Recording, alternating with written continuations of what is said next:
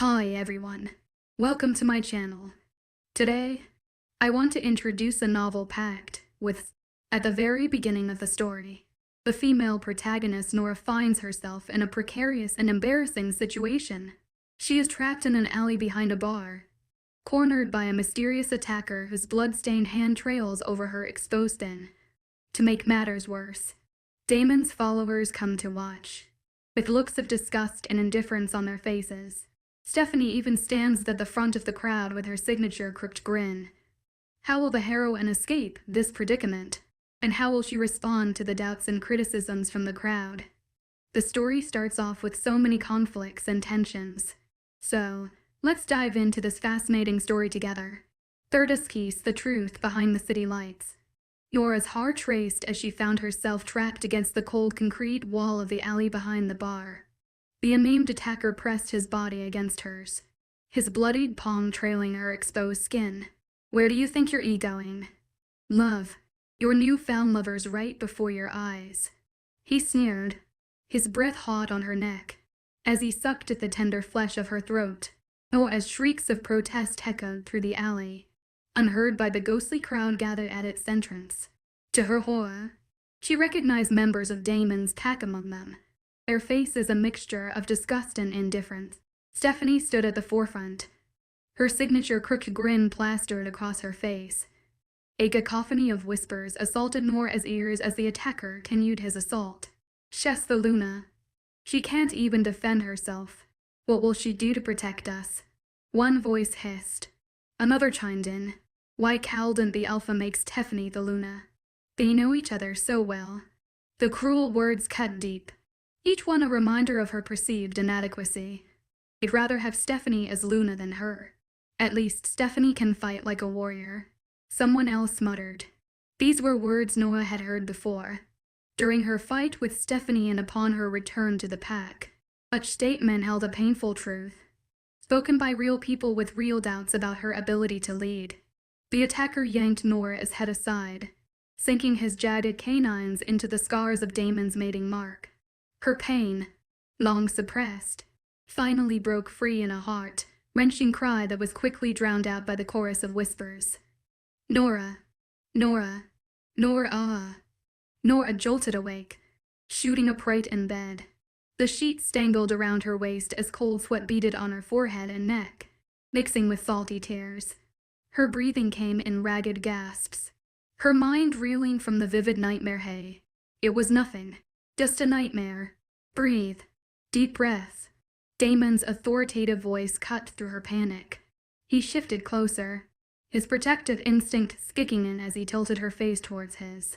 Easy, simple breaths. In and out, he instructed, brushing her hair behind her ear, his brows furrowed with grave concern as he studied her face, guiding her through the breathing exercise. In and out. I swallowed my stale bile and followed along, matching my hysterical breathing to his soothing pace and calm voice. The harsh winter sunlight of January was shining in full through the drawn windows and patio doors with a welcoming chilling breeze. I should have been shivering to my death, but something burning inside me kept me warm. Damon was still in his white dress shirt and vest as the night before, now creased with wrinkles but sleeves rolled up at the elbows. His inked brand staring up at me, sharing the same sheets with me. Our bodies were oddly close, maybe a bit too close for my comfort. His body was right next to mine, as if I had fallen asleep on him, and I couldn't help but consider why he hadn't bothered to move me if I had. My eyes betray me, rising into his. Damon never failed to shock me with his handsomeness, even in morning when he should have been hung over after a long night. That's when my mind drifts and I take ownership to notice my clothing. I was stripped and changed into a baggy shirt which smelled of Damon and his thick scent of pine cones. Keep breathing, he drawled with deathly silence once I had stopped to admire his features. I could not only hear his desperation for me to carry on, but also feel it in every living breath he drew, in his dark and enraged eyes. Through our bond, he was a living heartache. Had one night changed so much?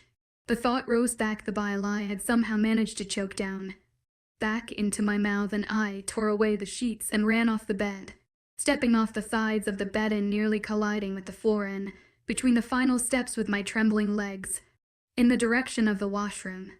I had nearly missed when I collapsed in front of the toilet, heaving up my leftovers of what remained of yesterday's meal. My throat grew drier and drier with each heave, like having sandpaper scrapped against the walls of my throat, surely not helping with the uneasy knot growing in the lowest pit of my stomach. My eyes were squeezed for the most part, even when I felt the gathering of my hair behind in circles being drawn by some gentle hand upon my back. A wave of certainty settled its ways in with that touch, putting an ease to my knot tightening and churning in my stomach. My throat grew cold, my sweat continuing to drip down in icy droplets. A groan slips my chapped lips as I try standing, with the hand on my hair letting go and twisting around my waist, helping me rise. My knees remained to stay uncooperative, giving under my weight. Damon's hand scooped me up in one swift gesture, hoisting me to his chest. Keep deep breathing. Helps with the dizziness. I kept following his instructions, patterning myself to match his very own. Closing my eyes, I could feel us both hanging our heads, not against one another's but close enough for us both to feel each writhe we drew in with sharp precision. He rested me against the bedboard atop the utterly cold-grown sheet, still breathing just as restlessly as me. Our hands were brushed upon each other, our fingers overlapping without fully touching. He cleared his throat, reopening his eyes up to mine. I'd oar him apart. He exhaled. For you. For you. Such a delicate line written on its own, but connected with those words, changed everything. Damon killed for me. No, to save me. Damon killed for me. To save me. Two dependent causes joined to form one horrendous sentence, enough to send shivers rattling down your spine. His hands were over you, and so was his scent that Damon's eyes swirled ink black with hints of gold. I couldn't resist. I made a grave mistake, though. A mistake of killing that bastard. I should have kept that miserable son of a bitch alive just so I could relish his tortuous death I had planned out, savoring every second ever, so slowly and slowly, just so he could suffer no less than you by my hands than you did by his. He didn't mean to tell me. I could and see it all before my eyes and his mind through the bond. Flashes of either humans or werewolf fest being skinned alive in the dire sunlight. Hot silver rods being thrust into their eye sockets. A dozen million scalpels in all sizes and angles used on their skins to give evidence they did as they meant. Cells full of trembling, malnourished children begging for mercy and so much more. It swelled my eyes just as to see. This was my mate. The curliest tea of cruel. The vilest of all. The worst of mates. What was the assurance he wouldn't do this to me one of these days if I dared to disobey or rebel against his repulsive ways? There were none in mind. The wolfsbane he injected. He selected each word with great caution. Was chemically altered and lab-created wolfsbane, used to temporarily disorient the victim for a brief moments. The type used for abduction or even for sedating prisoners at local pack jails. Why are you? I ask in a small trembling low voice, failing to see a point to all this information. He looked up with anger lightening his orbs. You deserve answers. Another pause. I was the one to create it in the first place. This modified version of wolfsbane given to you. Mid-university, I had stumbled to come across the formula during one of my labs. After realizing what I had made, I kept it to myself in the pack, but over the years, I shipped orders out to some of the closet packs in hope to strengthen weak alliances. This was one of my main shipments I had sent before departing. I licked my alcohol, and puke tasted dry lips moist. Who changed me? Celeste. He sighed, withdrawing his hand from mine entirely. I don't think he noticed it touching in the first place. Bleakness shaded his eyes. I called her the second I got you to the car and began driving us back here. The second, his stuttered, which was very like the Damon I knew. It were like he were struggling to admit whatever he was going to say. The second I felt you drifting. Again. The second time I found your pulse close to none. By the time I was done snapping his neck. The wolfsbane has taken a toll on you. It was meant to have an affect like that and die. I don't know why, but it did. He seemed shocked even more than I imagined. His face gave it off. I had Celeste and Stephen, the alpha of the fire carrot stack, rush the closest pack doctor here. The moment they arrived and mentioned the perhaps after effect of such a large dose, he clutched his fist, sighing exaggerated before dashing out of the bed. With frustration creasing his face, he left muttering an excuse, something along the lines of needing to make a phone call. The air drastically flickered from solidly genuine to suddenly cold rigid. We were having a moment. God, no. We had our moment. And instead of opening up as he should have, he had left more questions in the sea of questions than answers. Deserving answers, my ass. The alpha of most callous pack I've known. Had created such a thing as awful as this that it nearly costed him his mate. He never once told me, and not just him but everyone I knew and trusted in his pack. Never thought twice to tell me that my mate was impossible, could be a mad scientist. They kept me in the dark for what? What else had he? Who did he think he was even? To do such a thing. And especially to me. His mate. Compared to his infidelity, which was rough enough to bear. This was just sprinkle to that cake, I figured. Seriously in need of a diversion. I was getting out of bed when arc circles spotted my vision and my toes went straight jamming into the bedside table. A loud thump sounded from the other side. Going down more cautiously, I arrived to be presented before the same SC around wide-eye once again. Sept 23rd, dear diary. Be only a couple of weeks in. I can already feel the overwhelming sense of being a mother creeping in on my sense. I've become so subconscious of everything, even the simple cooking food and counting calories, something I thought I'd never worry about till my mid-30s. I wish had me stop and think twice. I had to care for myself, especially in the time like this, since no one else in this abandoned house would. Morning sickness was worse than period cramps. Something I wish someone would have been kind enough to tell me all those times I had complained selfishly. Things are the same whether I'm pregnant. If you're wondering, I still get my daily dose of molest every night. But just a milder version than before, with more great caution to flick as little pain as physically possible. That aftermath is just the same. I could help but take notice at the jagged tearing of pages between pages. Someone must have torn the pages out, trying to cover up whatever was written, but it didn't stop me from continuing on. Jan 19, dear diary. At the hospital, after my water breaking at the crack of dawn and going through about 14 hours of crucially painful labor. Engulfed in soft but thick blankets, I held my first son. I cried silent tears of joy in the room, clutching him for dear life, being unable to tell when Rocco had entered, watching solemnly until he made his presence known. Despite doctors saying he needed to be in the hospital for a few extra days since he was born over a month late, I remained adamant to stay admitted as a patient for those remainders of days. Nathan was one of the first few faces I saw waking up. Camilla was at her parents' when Nathan had got the call, her water also breaking. 5 hours later, I get the call from Camilla herself informing their firstborn Xavier, while congratulating me and Rocco of having the best timing possible to have a son as well. What a coincidence to childhood best friends had sons with the same birthday. Only hours apart and one pack over.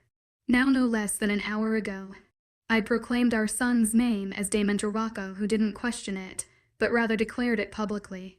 Damon. Greek for tame and gentle, I read somewhere. I gave a silence prayer to the moon goddess to make him as one. The most compassionate, sincere alpha no one has seen in ages, but also an even more understanding mate. More so like his father before. Amen. Jan 26, dear diary. Today was the day Rocco and I went to the Silver Rose Pack to meet Nathan's firstborn, Xavier. He had the same bright eyes of Nathan, but with that softness in his features like his mother, Camilla. Even in his deep sleep, he wore Camilla's $1 million smile plastered on his face. I could see him in 20 years looking no more than this father. The exact hair, eyes, laugh, though with the glorious smile inherited by Camilla. Damon was busy dozing in and out of sleep like he's been doing since the day he was born. No crying whatsoever. I swear I haven't seen a baby as quiet as him.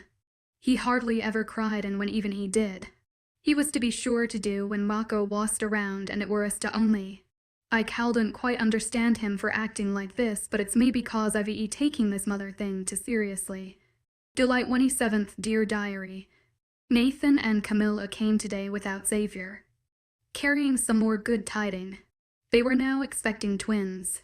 Rocco and I were both just as taken back, but it didn't seem to end Rocco's madness. He went back to locking his door to his study just over 6 months ago. I failed to mention it before because maybe I was taking this all too serious. He needed his time. I understood that. He was an alpha of the most largest pack alive, and I highly respected him for that, but now he was a father of a son. I don't know what to do anymore. Either way, I looked at this equation.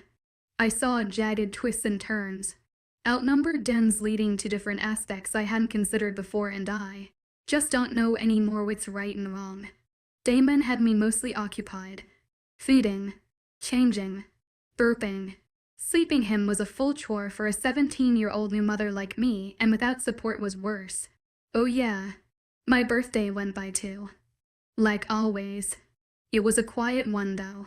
No one remembered, and neither did I. Happy 17th birthday to me, I guess. This was enough. I thought, slapping the book shut. I had plenty to read for one day. Enough of being cooped up on the first day of the new year in the Big Apple in an overly baggy sweatshirt and boxer shorts and worrying over matters that can be dealt with on another day. It was time for an adventure. Planning and coordinating my schedule in my head.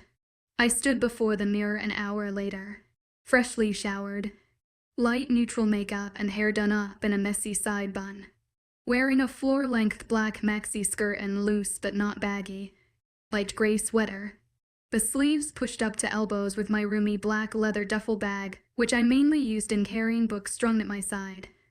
I had my ears adorned with simple hoops and my mom's necklaces securely around my neck under my sweater. Over the sweater, I had worn a longer chain with a single dangling black feather, a limited edition signature from one from my most beloved series. I wore ever so proudly. I strode out the door moments later, down the empty hall and into the ghostly front lobby with only the receptionist smiling at the sight of me. I returned the friendly gesture wholeheartedly, walking over to where I had the guards ordered awaiting for my arrival. My Luna, the handful of over a dozen men all greeted in union in casual wear. Damon's men, I figured. I nod approval before approaching the front doors with the herd of guards just behind. Where to, my Luna? One asked. Anywhere open. I reply immediately without a thought. Somewhere out of the city. Somewhere where I can clear my head of Damon and his scent. The lightning in his burning orbs for eyes. The memory of his lips on mine from last night. His infidelity. His hurt, just everything relating him. I was ready for him. I pause at the front of the door to look at then guard while the others trickle back into the other two SUV. Nodding understandably. I imagine seeing something like sympathy written over his face when he reached out to open the door. Like he had heard my thoughts and felt what I was feeling. The second I shut the door, the car swerves out and onto the traffic-filled roads of Manhattan. Sky-high skyscrapers touch the sky with a metallic flash tip, like a radiating star atop a Christmas tree. Decorative shops with eye-catching bold signs, Java-esque smelling of rich coffee, cigarette butts littering the sidewalk, newspaper stands at every corner, men and women in formal suits, briefcases and a phone glued to their ears. Some to sight, see, while others trying to get past the ocean of people rushing along the sidewalks. My mouth hangs open from the sight, and I swear I could have heard the driver chuckle. About a dozen different eye-popping billboard screens were flashing, and showcasing over a dozen different images at once that were quick into changing in under a blink. We were in iconic Times Square of Manhattan. I don't think I've seen any place like this. As extravagant and buzzing with the fast life, overly bold, but yet so lifeless. As pleasing as all the color may be to the eye, it became an easy facade to overlook. The facade of time being of the essence. Always. How could you live life knowing every second is counted for? Ticking away slowly and is meant to done doing something. Anything, really, is meant to done either hustling from place to place, job to job, or errand to errand. To do what? get money, pay bills and taxes, afford food, a place to sleep. How could they truly live without going through the motions of life and being unable to push aside the troubles of everyday life and just absorb the given moment? Was this life? Aside the neon signs and shops, I saw people with their noses down as they moved through the crowd and not sparing the time to take a second glance at the person besides them, or not even taking the time to wear a smile as they hurried down the flooded paths of one of the most beautiful cities in the world. Proving my point. Maybe it was just me. Growing up a city not half as modernized and extravagant as this, but it was something I thought heavily about. Taking a couple of fully crowded streets, we somehow made our way onto some more broader roads like a highway or freeway, leaving the skyscrapers and swarming city life behind. The roads narrowed and the scenery became more greenery-filled. Taking an exit, we switched and took some internal lanes through what seemed like a more denser part of the forest. Where are we going? I asked after placing my book I had bought down, surveying the area and noticing the lack of human presence in this forest before facing my driver in the mirror. Somewhere by Luna. He purred sweetly after a lengthy pause. His tone sent goosebumps chirruped along my back hairline. Something didn't seem right.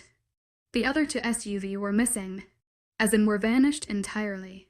Not anything ahead nor behind. It was just us on this deserted road. My heart hammered beneath my clothes so loud it might as well be heard by everyone who wished. Turning forward, I was paralyzed from realization. How Calden have I remembered that golden sway of hair and flirtatious, piercing, don't stress my Luna, Taylor drawled with feline amusement, his cap covering half of his face again. The Alpha just wishes to meet you.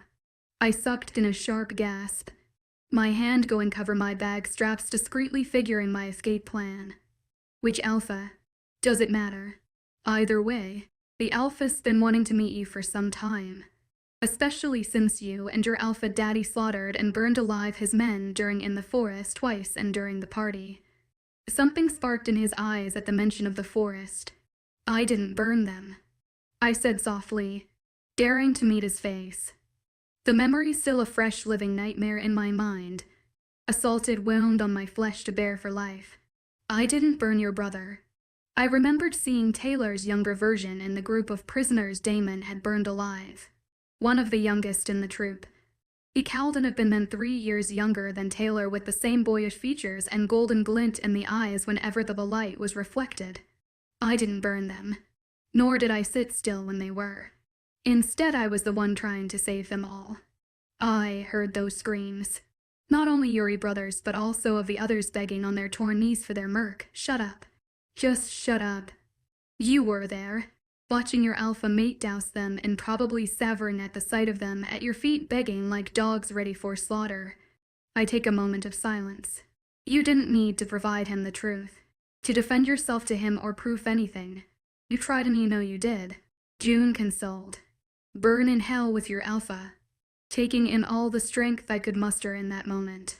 I swing my book-filled bag at his face unexpectedly, leaving him to eventually lose control and crash the car into the closet tree at the edge of the road.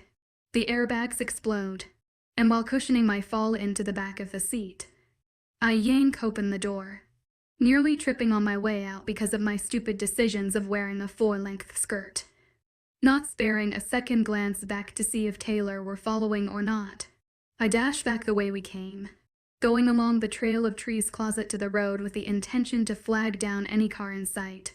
Minutes became hours, and soon I couldn't tell how much time had passed. No car had driven by. I was about to collapse from exhaustion against the bark of a tree when I heard the glorious hum of tires not so far away. Hope once again fluttered, swiftly getting back onto my feet. I rise and advance forward in the direction of the movement, walking in a jagged line in the center of the road. 3 arc-matching SUVs slow down before stopping right before me. I already drained of energy when I had spotted the car, but after seeing Damon himself get out of the back seat from the middle one, I was drained of whatever remaining color was left. He was yet again in another one of his finest formal wear, all dressed to impress. A memory from the day back in the forest replayed before my eyes. The blood, the confession and protests of innocence with the scent of burnt flesh the next. What the hell are you? Damon grasped a handful of my hair from behind my head, bringing my tear-stained face to meet his anger-filled demeanor. Get your hands off me, I screamed senselessly, thrashing in his arms, not caring any less about the audience of guards ringing around us. I've had enough. Enough of you. Him, anyone else thinking that I'm a weakling for a Luna. For thinking you can't read me however you want after all that's happened. For holding me like him your personal, fucking marionette doll that you can handle whenever and however you like. Tying me, locking me, restraining me like him yours to own. Like a bitch on your leash. Is that what I am? Because if so, next time I'll show you what a bitch I can be when I get you both alive in your fucking sleep. My vision blurs into a million flashes of black spots as I feel the power of June seeping through my pupils. My head was already pounding before I sense his hand tightening around my arms and I hear the drop in his icy and venomous-laced voice, coming out as a low growl. Who do you mean by him? 37 if it was meant to be. My body went storming into the Damon as our car ran over something. Sorry, I murmur lowly, avoiding all eye contact possible with him as I scurried back to the window. We were headed down the road in the direction I had escaped from. My breathing condition had worsened, dropping to a more heavier type of panting right after Damon left his growl free. Didn't. Damon had squeezed my arms harder, making me choke back my half-uttered words. Who did you mean by him? He inquired in his alpha authoritative tone. He hadn't seemed fazed by my confusion. The ring around his pupil had pulsed golden, unlocking the gates of my soul. By that moment, June was replaced by myself and I told him everything. From the hotel lobby, me clearly instructing him to take me somewhere I could have cleared my mind. Vanishing of guards. Taylor. The crash from the attack launched by me. Running everything. I didn't dare bring up the talk covno between Taylor and I, knowing drama it could unfold, whether I mentioned or not. I saw something shift in Damon's expression when I told him of what Taylor had said about the forest attack, as if a ding of realization struck him off guard. By the end, I was heaving heavily, hearing Damon yell for a solid 10 minutes at the guards who were surrounding us. The car slowed down before stopping entirely in the middle of nowhere. They reminded me of hands. Hands ready to pull you into the midst of the trees never to be seen again. I released the thought with a shrug, hugging my arms while walking towards the front with the newly crew of guards positioned behind me. My alpha. There seems to be a dent in this tree's bark like it was struck by a large object. Perhaps the car the Luna rode in. Damon took a good look at the tree, his brows furrowed as if he were in reviewing the scene, playing out what had happened. He blinked, turning to the ground and nodding shortly after. There's also shards of glass everywhere. He pointed in various areas with his bulging hands, indicating the blow to the tree as a car's. He took his time surveying the tree again when he began advancing closer in its direction, curiosity getting the best of me. I also take a step towards it, being sure to keep a good distance away from the glass shards and the tree itself. Damon kneels, standing up with a dirty duffel bag in one hand and a now-stained version of my recently ordered book Warcross in the other. My clammy folded hands went to the book first. Oh mon Dieu. Divines de Acater si livre. Phil's depute. The guards gawked awkwardly, watching me swear my heart's contents out. Damon's guard slipped and I saw his lips twitch a bit upwards but pretending to unhear any of it. He turned to head back to the car. I soon joined him and was about to hop in when I heard him swear, this time in Italian from the other side. Despite not knowing much Italian myself, it vaguely sounded familiar to my curse. Figlio di puttana, tossing my book and bag onto my seat. I go around the back and met his stare at the flattened tire with the fragments of glass deeply buried inside. Damon released an exaggerated sigh of frustration before slapping his door shut and punching the side of the car with his fist. Luckily, it left no visible dent yet. A guard from each of the SUV, one from in front and the rear, arrived jogging. My alpha. All four tires are entirely flattened, One reports with the other nodding agreement. My alpha, it's the same for ours. They're all flattened and beyond the point of driving from the glass. Now Damon utters a curse I've heard plenty of times around Caden. What about the spares? They share a frown. They're where any given my alpha. Cazo. Damon curses, running a hand through his tousled hair. When catching the sight of me silently observing, he began a whole rant in Italian to them, catching on to this hint. I was about to turn and leave to my seat when my ears perked when hearing something in the distance, giggling of some sort. Who in their right mind would be giggling in the middle of nowhere? I flipped back once to see Damon's back and face buried in a deep conversation with the two guards, still in sharp Italian and still not meant for my ears. I advanced forward, being sure to slip past the noses of the guards from the back are having cigarettes and idling. Walking with the softest part of my feet, I slipped into the heart of the forest, not bothering to turn back once when following the sound of laughter growing louder and louder to my ears with each step I took in its direction.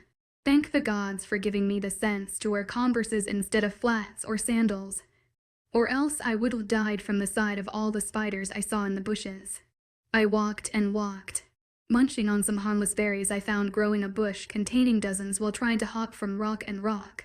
My feet hadn't landed from the fallen bark I had done crossing when I felt a hand twirl me around. I went fooempingly face first into a hard chest, all my remaining berries squashed on the ground. I even asked what made you think you could slip away. I meet his unwavering kiss of blackness with mine, cold amusement written over his face. Depends. My hand was draped over his shoulder, with his hand on my waist holding me in place firmly. It didn't seem right. Him in his expensive dark trousers, matching vest and freshly white dress shirt with the sleeves rolled up to reveal his veins streaking down his forearms. And then me in my everyday worn-out sweater. Why must it always be me, the one underdressed? Do you think he'll tell you honestly since you yourself don't have a reputation of speaking the truth? Dame unflinched. He seemed taken back by the reply, but it didn't lower his guard or mouth from a biting retort. You were inches away from being kidnapped and yet you have such an ungrateful sense of judgment. It surprises me how weren't you kidnapped before. Sorry to ruin your parade. I won't be kidnapped anytime soon, and also, if I ever do, I'll be sure to fight on my own and come back only after kicking their asses straight to the gates of hell. I push off him, nearly scraping some skin of my ankle on a bush of thorns behind. I was about to beat my journey straight when a hand clashed over my wrist. Where do you think you're going? Away from you, obviously. I grumble aloud enough for him to wear without Wolf hearing. Taking slower strides forward.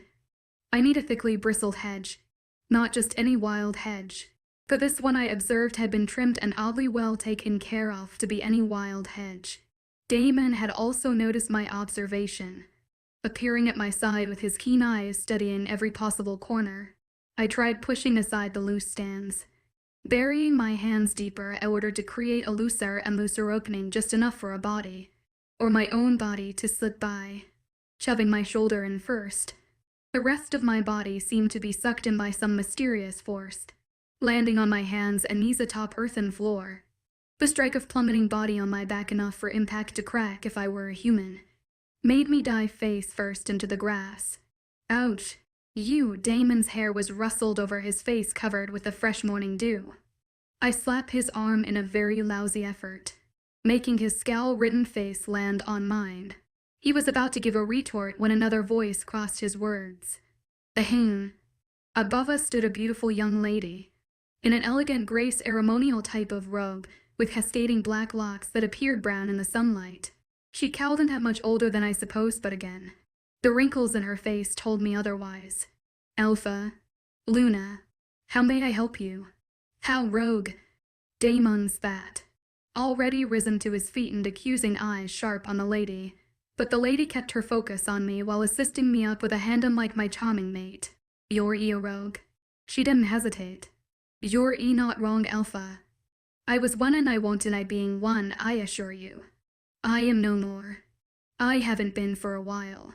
I left that lifestyle long ago when I saw the consequences of my choices in action. My past is behind me. Now I run an orphanage here, caring over the neglected, rejected, and or abused. Abused, I explained, bewildered, drawing her attention to me. She chewed her lower lips adly. I'm afraid yes, Luna. We have human children from families of drug and alcohol history.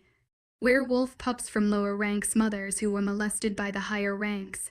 Vampire offsprings used as food sources or objects to take their rage out on, since they have the ability to heal faster than any creature alive. All with a broken childhood. They've seen true horrors unlike any other. No wonder it smells like a blood bank. Damon wrinkled his nose, turning away. I was speechless from shock. I apologize on behalf of him. Please ignore him. This ass is just too big for mouth to handle, as you can see for yourself. How dare you? Would be delighted to meet them and join them for the day. If you permit. Won't we? I glare at Damon to keep mum. Of course, Luna. There's no need to ask, she said, not glancing once at Damon luckily. Sister Kath. I shook her outstretched hand. Nora. And HES Damon. Alpha Damon. Nora. She recited to memory. Oh, you two are just in time. The children should be coming out from lunch. Sister Kath led us through the grassy area, which was actually a soccer field, towards the compact metal structure, the dorms and dining hall. She explained how she'd been doing this for a good 1/3 of her life after cleaning up her act from the partying and alcohol. Briefly mentioning everything, she spoke with remorse when explaining how there wasn't really a facility for education and children of all ages were compelled to be in one class. I really wish I could hire some professionals. Sister Kath sighed. She even informed of us how our stepbrother in Europe was funding this place with some other generous sponsors. But since the fixed amount was always significant enough just for the food, paper, supplies, clothes, and water, electricity, she couldn't afford anything else. The place was worn down to its lowest and most dire conditions. Buckets were lined over the floor to collect the water droplets leaking at every possible corner. Rust was eating away at the sides and visible pipes, painting peeling off the walls. It sunk my heart to see this.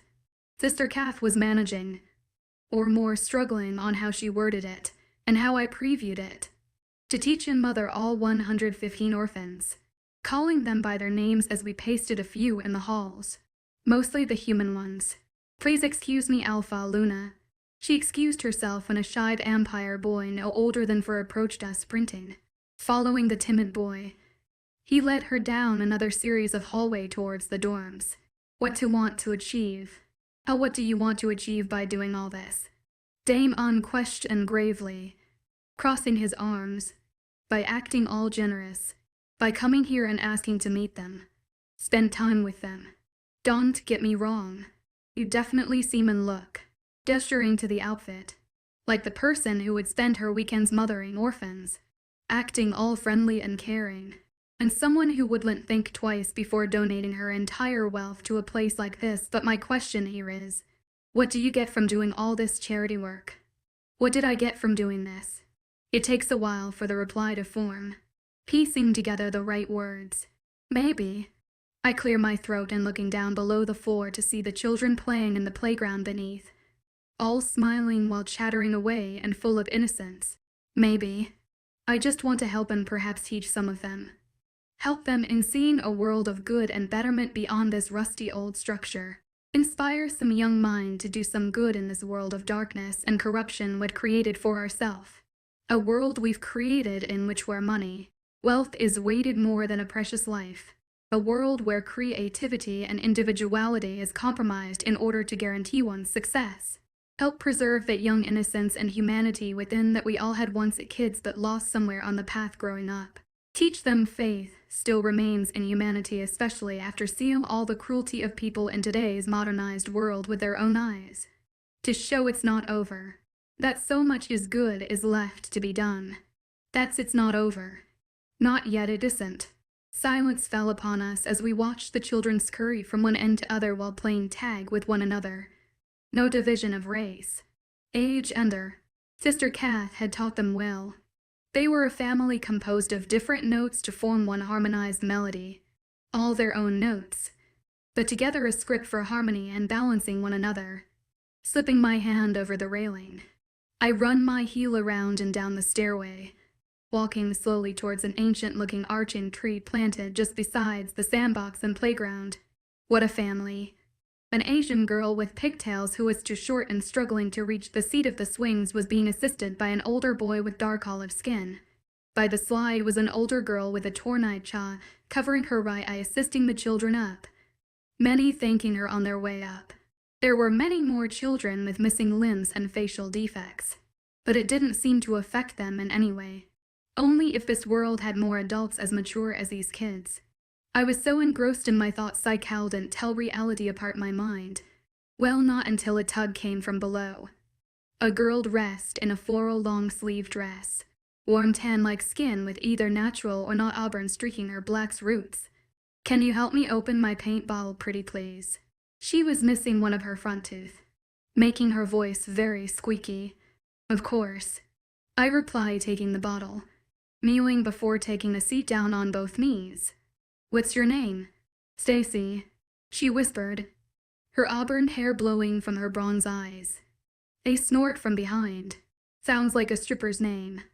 Glaring at Damon with the can, "You ever shut up face," Stacy asks. Do you like to paint?" I exclaim, probably louder than I should have, already rising to my feet and trying to usher her away far away from Damon before it was too late. Because I know I do. I even remember this time when, with the stripper, she'd have fast and half yelled abruptly. An elderly man, a gardener by the looks of it, turned his head in our direction. Dismay and disgust equally written over his wrinkled face in bold, giving an apologetic grimace. I pushed Stacy away towards the playground. Damon laughs viciously, slapping his hands together in triumphant. Whether if every muscle in my body strained. I still cowled and managed to stick my middle finger at him. Too many kids to traumatize. "What's your name?" Stacy asked, hugging the jar of paint to her chest. "You can call me Nora. No formalities needed if we are going to be friends." "Right. Okay, Nora. Thank you." She gave a generous squeeze to my legs before running off to join a crowd of girls skipping rope by the slide, her hair swaying freely behind her. Watching her, I saw how she ran about the grounds, hands dipped in the paint coating not only the grass but her clothes as well while trying to paint something atop the wet paper. Has scarring one child not been enough to satisfy your taste? I asked without risking a glancing at Damon silently stalking up behind me. "What gives you the impression it would love more?"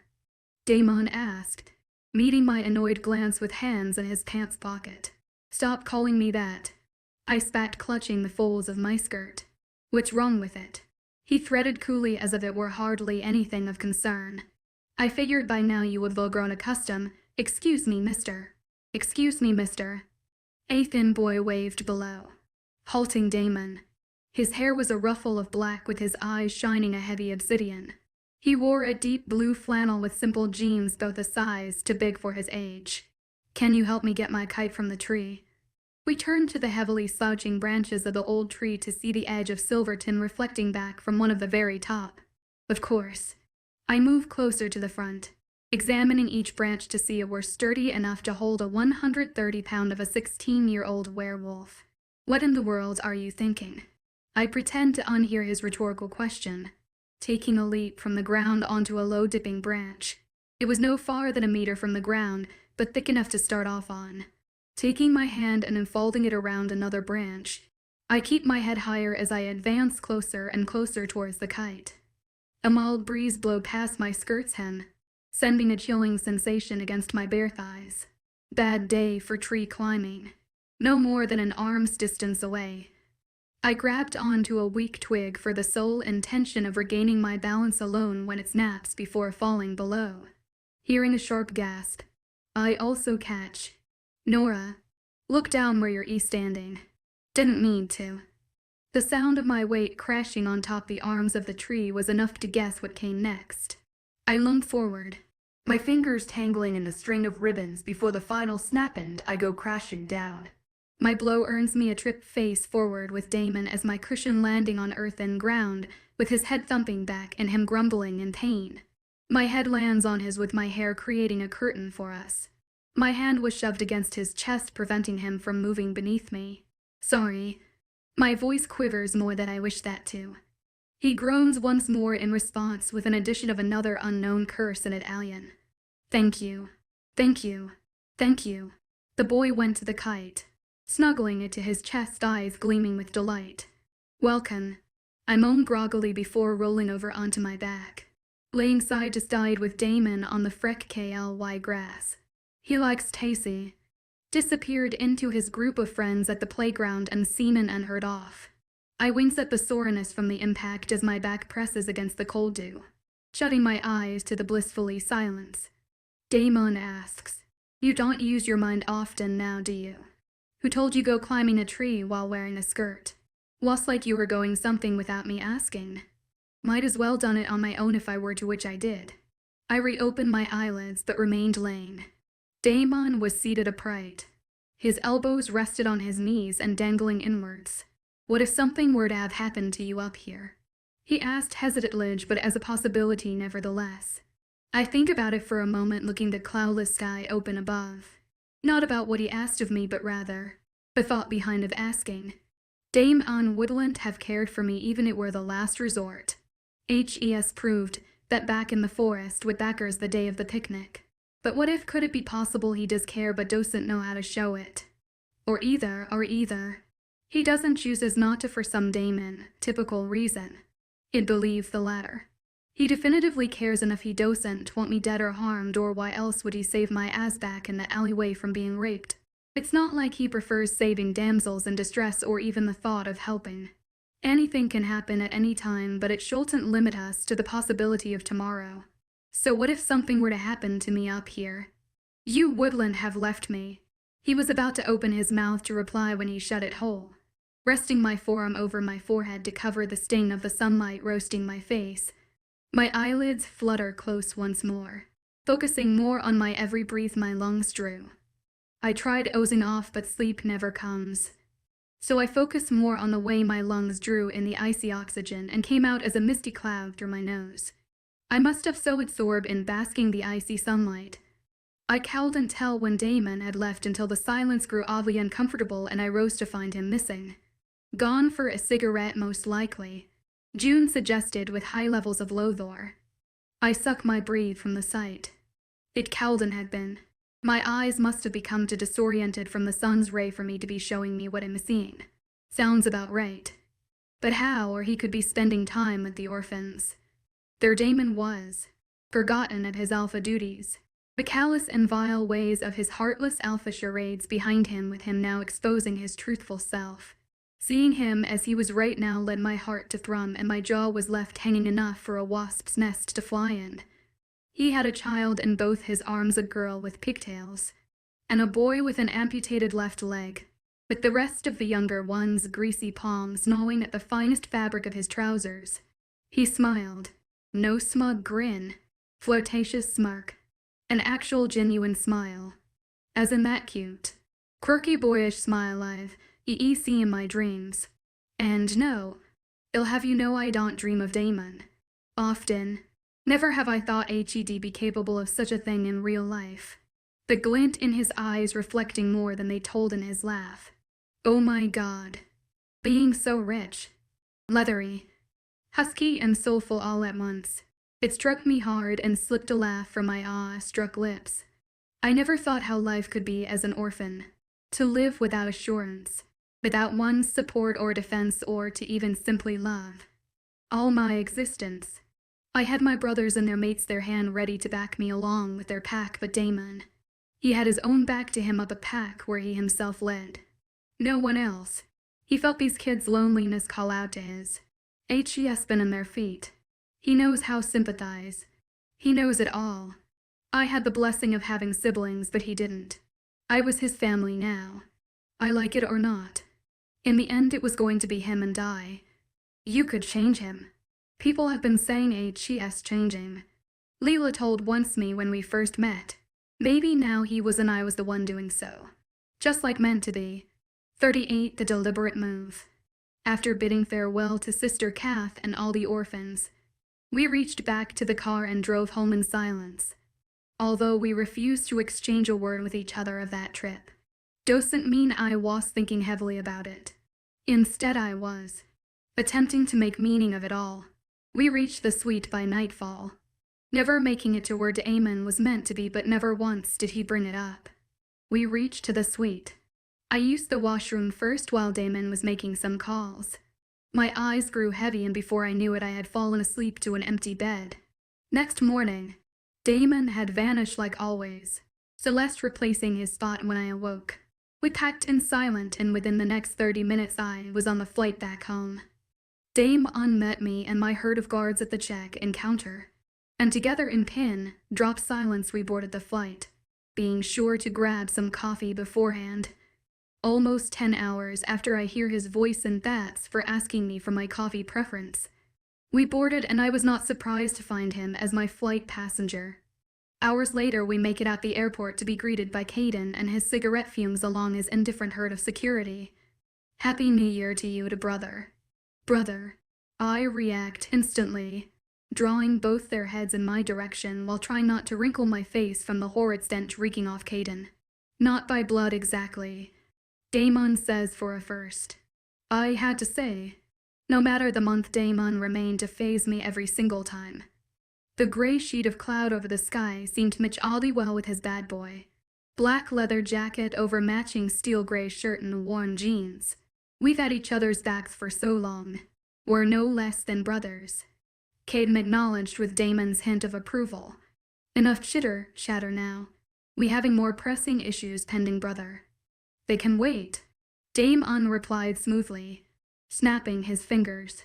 A guard from Caden's herd maneuvered around to take the trolley from him as Damon walked forward with Caden, leaving me behind.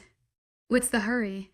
Caden turns to wait for me to join rather than escort me with the guards, and I waste no time in following.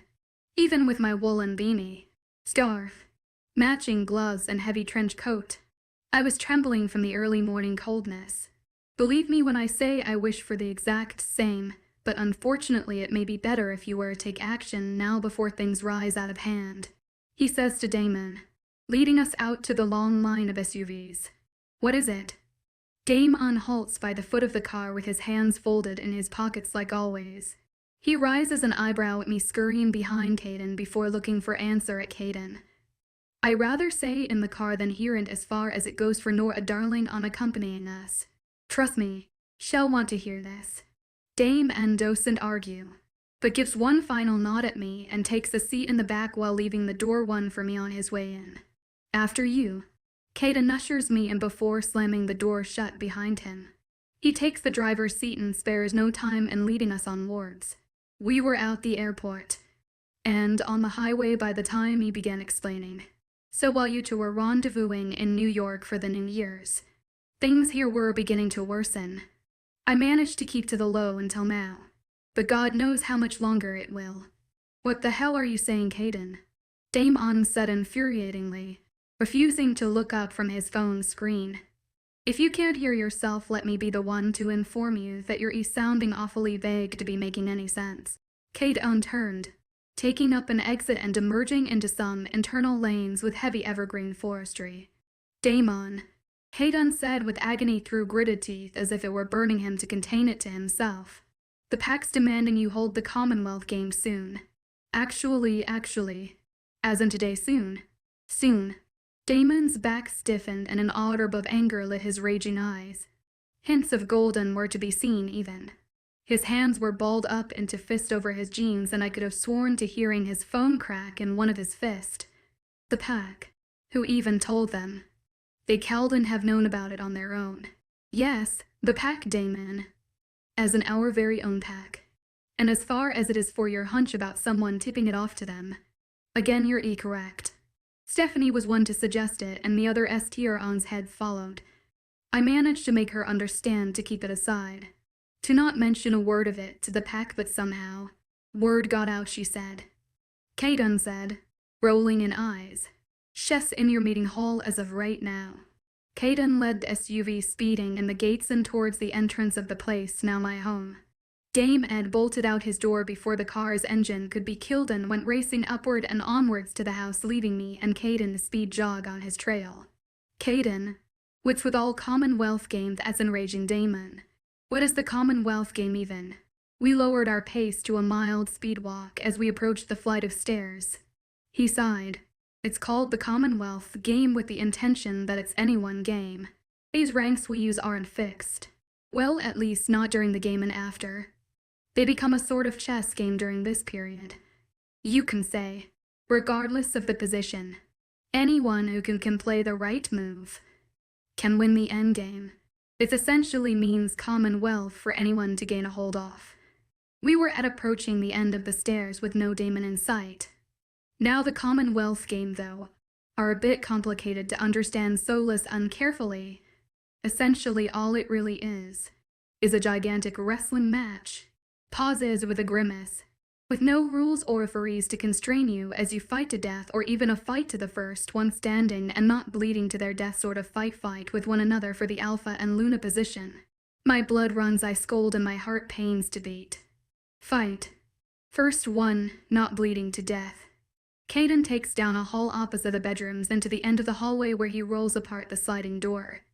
Inside was a large, gigantic round conference table, nearly polished with furnished leather seats at edges and a radiant dime and chandelier dangling overhead. Long, lengthy windows the size of doors were over the far cream wall. Arched domes traced with gold and were carved into the walls above each window. At the end of the table was where they all were gathered. Damon, Stephanie in a spotless lemon blouse and pencil skirt, heels with her charcoal hair swaying behind her. Hunter, Rossi, Carter, Jace all in sweats and tight-fitting shirts, all staring hungrily at me and Caden approaching.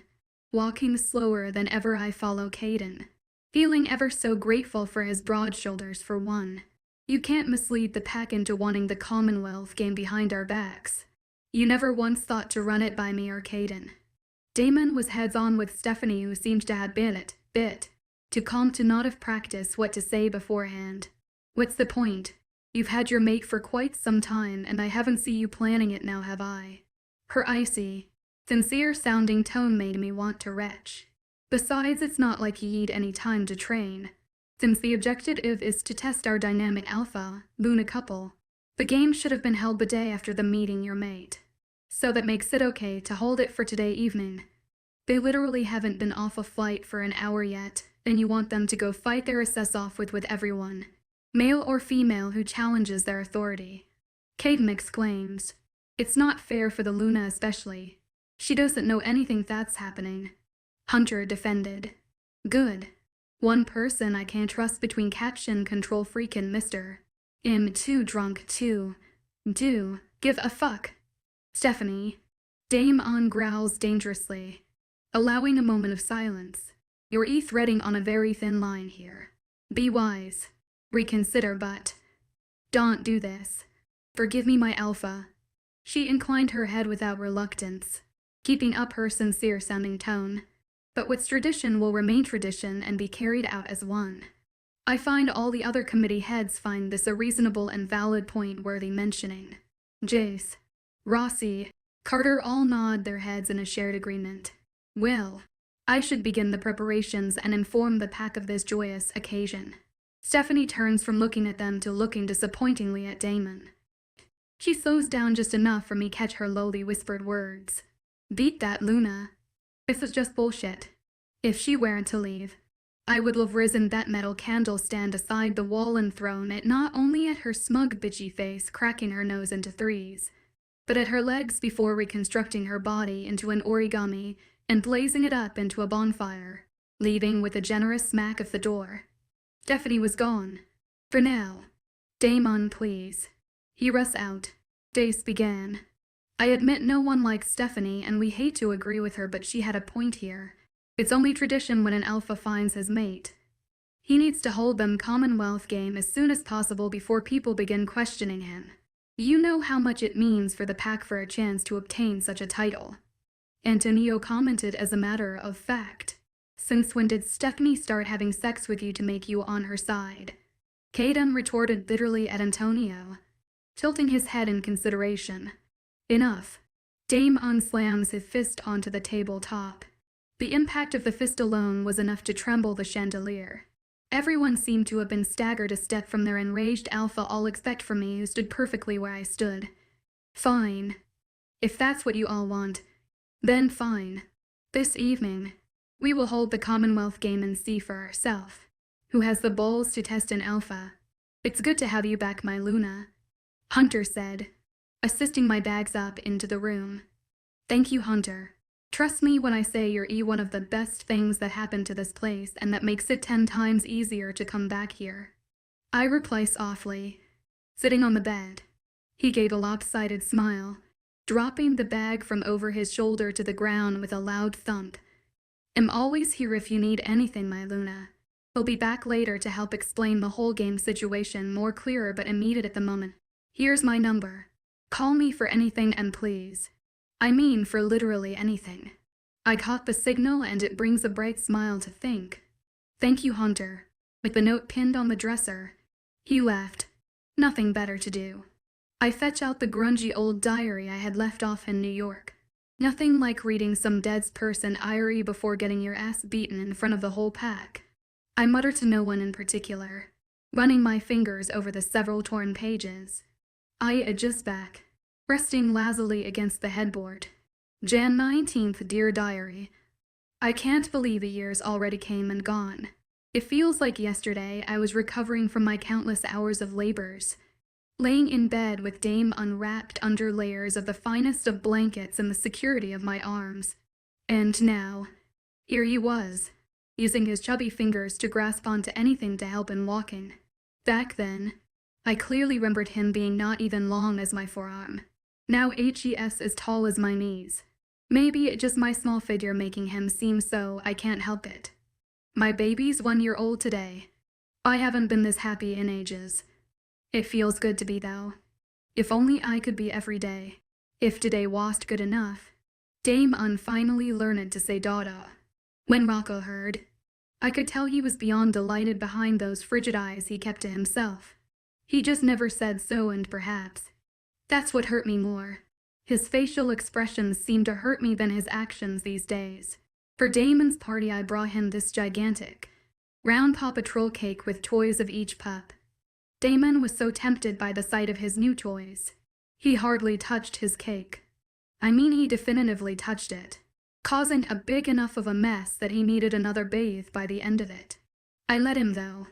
Let him play with the cake, smearing it from his face to his toes like paint, stuffing the cake portion into his overalls pocket for later, giggling from the texture of the icing with his fingers and in creating his masterpiece over my face with the leftover cake.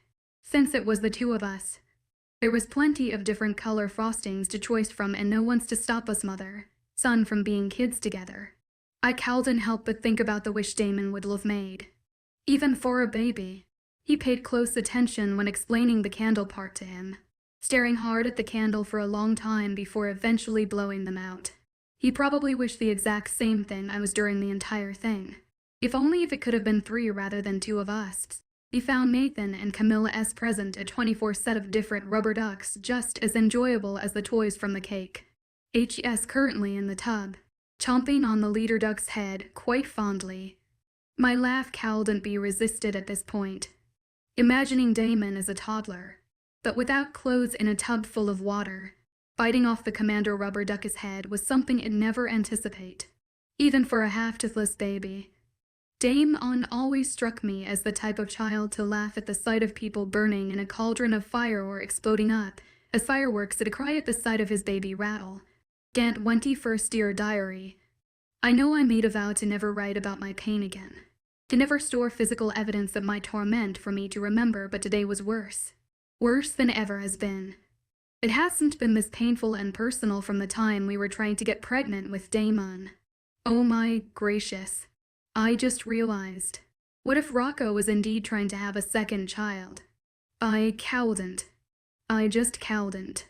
Damon was ready a handful enough, and I could hardly get out of bed in the middle of night without getting hit by Rocco for going to tend to Damon and tend to him. I can't allow having another child and have them bear living this nightmare Damon was. even if it meant kept him from knowing the love of siblings. I'd do it. To save them. Why must the moon goddess be so cruel and make me do such a sin towards that angel? Days apart in this drastic difference in writing tones was hinting towards something much bigger, and something told me I was going to like this. Another good chunk of pages were torn.